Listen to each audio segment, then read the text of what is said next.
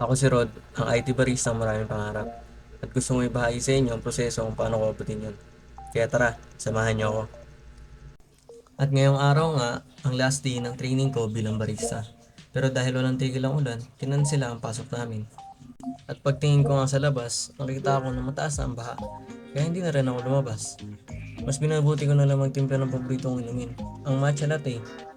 Kaya ayan, kung nakikita nyo, nakapagtunaw na ako ng matcha dyan. Dinadagdagan ko na lang kasi gusto ko yung matapang. Gusto ko yung nalalasahan ko yung matcha. Madali lang naman magtimpla ng matcha. Pero syempre, ituturo ko pa rin sa inyo. Una, kailangan meron kang matcha powder. Kahit ano namang brand, kahit anong gusto nyo sa matcha. Tapos tutunawin nyo lang siya sa mainit na tubig. Tapos hahaluin nyo siya ng mabuti para ma-make sure nyo na walang mamumuo.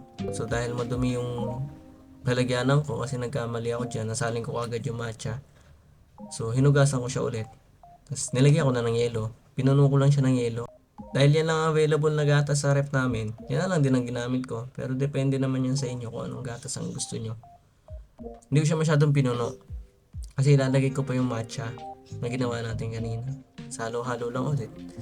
Tsaka mo siya isasalin sa gatas sa may yelo. Tapos pag nasali mo na siya, hahaluin mo lang. At meron ka ng matcha latte. At hanggang dito na lang. Salamat sa panonood.